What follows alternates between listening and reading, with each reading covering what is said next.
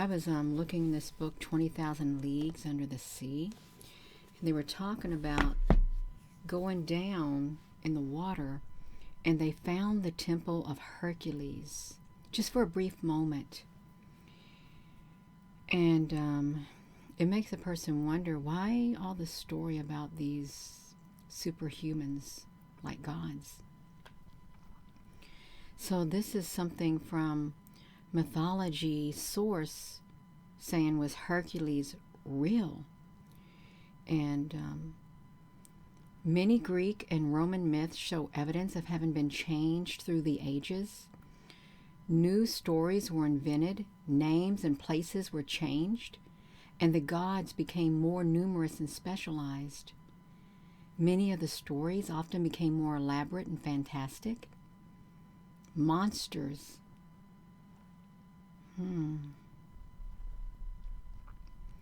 who were described in simple terms by Homer were, by the Roman era, much more large and frightening. One example of this phenomenon is in the legends of the Greek hero Hercules, who by the time of the Roman Republic was a god known as Hercules.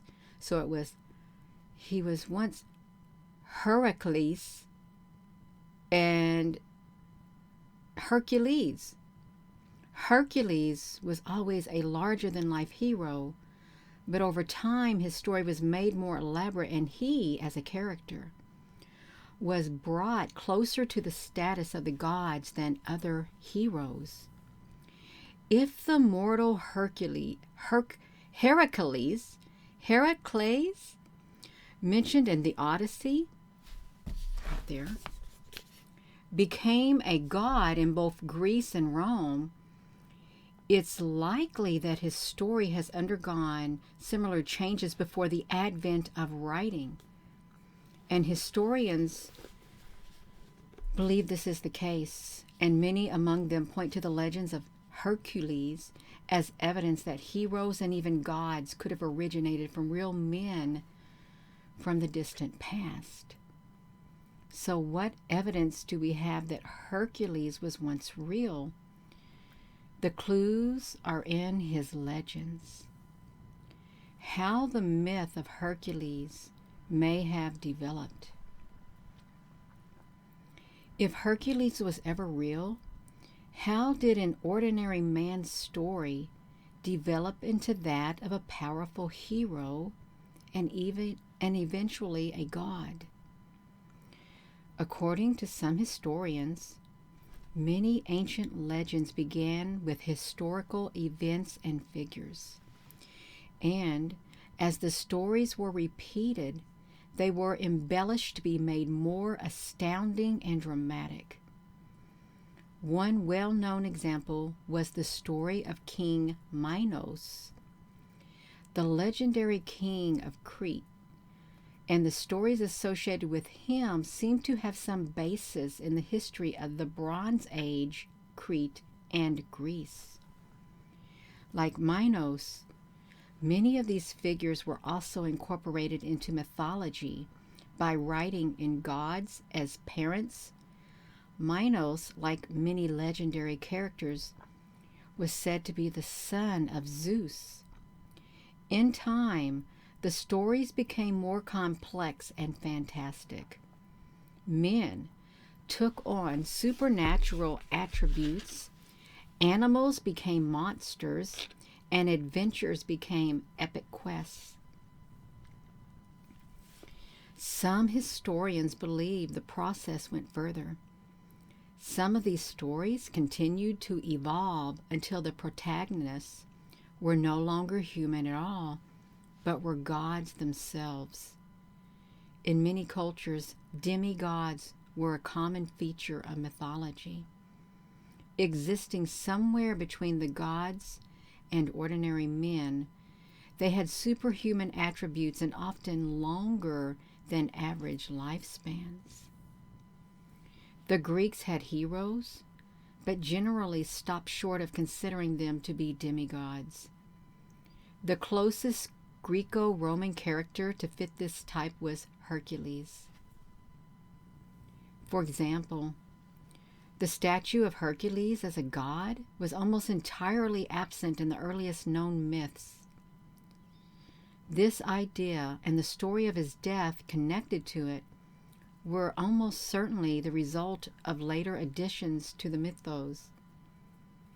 Hercules provides an opportunity to see the development of a legendary figure as it played out.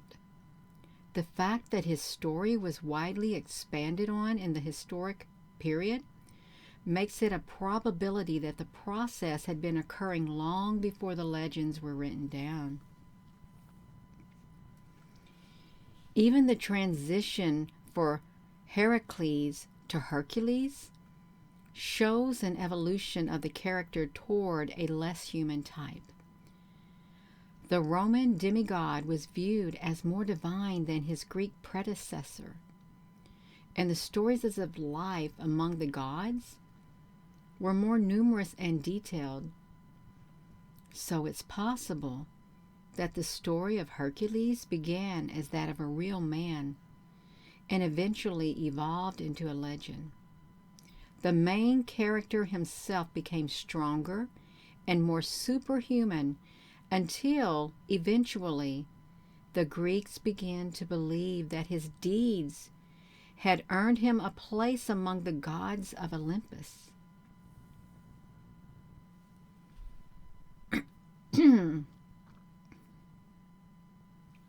This is really interesting. It really is. Now, there's a modern interpretation. While this theory sounds plausible, there is usually little proof that any story evolved in such a way. The story of Hercules, however, might provide some of the best evidence historians have that such a development may have happened.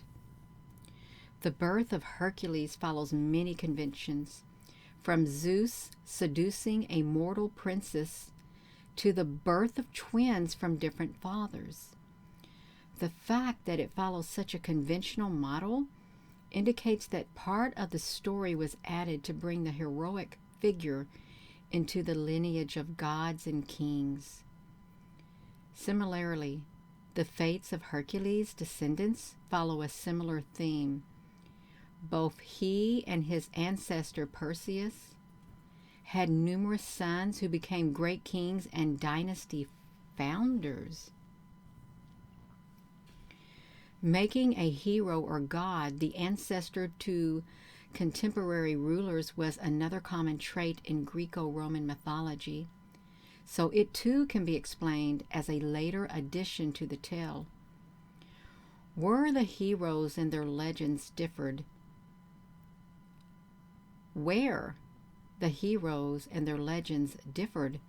was in the details of their adventures.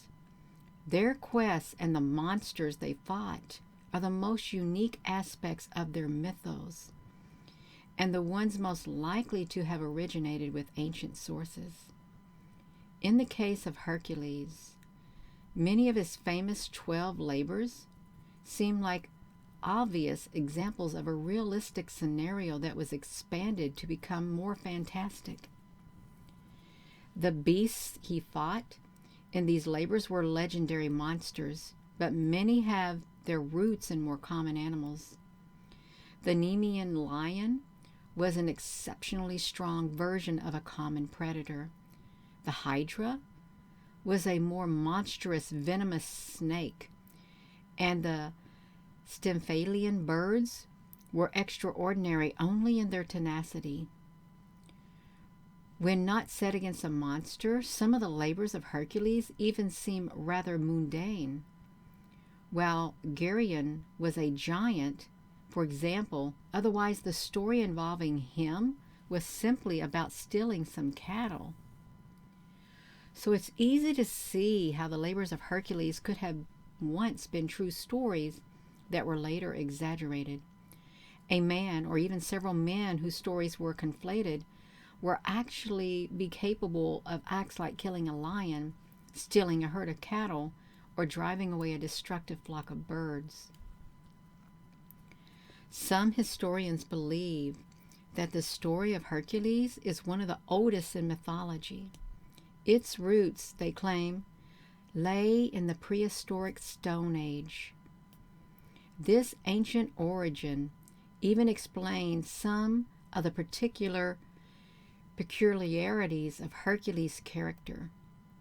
He carried a club and wore an animal's skin, attributes that seem more fitting to the Stone Age than the Bronze Age. Hercules was probably an ancient figure, but it's doubtful he lived in Greece. The story of Hercules has many similarities of those of heroes and gods from Mesopotamia. If a Stone Age Hercules existed, it's likely that he lived in the Near East and his legends were brought to Greece at a later date. Hercules may not have been the only hero to arise from the same legends either. Similarities between Hercules and Odysseus have led some historians to believe that the two share the same origin in a historical figure. In summary, some historians theorize that many ancient legends can be traced back to a historical source. They believe that the real events from the ancient past were elaborated upon until they became extraordinary legends. One story that seems to work particularly well within this theory is that of Hercules, or Heracles, as he was known in Greece. The many ways in which Hercules fits the demigod archetype can be seen as evidence that the story was added in order to fit in a general motif. His birth, childhood, and status as the ancestor of kings are all typical of stories that were tailored to fit the culture. His individual adventures, however, particularly his 12 famous labors, may be evidence of a historic origin.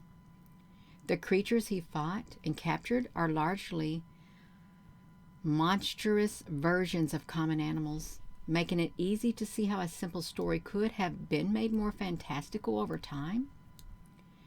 Historians who ascribe to this theory believe that a historical Hercules may have lived somewhere during the Stone Age, likely in Mesopotamia, given his similarity to figures from that region's legends. As his story developed, he inspired both Heracles and Hercules and Odysseus. There will never be proof that Hercules the god was rooted in a historical figure, but the stories of a Greek hero and the Roman god legend credence. Let me get that right. But the stories of the Greek hero and the Roman god lend credence to the idea that some myths have grown out of fact. So Hercules. It's really interesting because, there's stories about Hercules. There is. Makes you think about all the other figures that are out there. It does. It's interesting. Thank you for listening.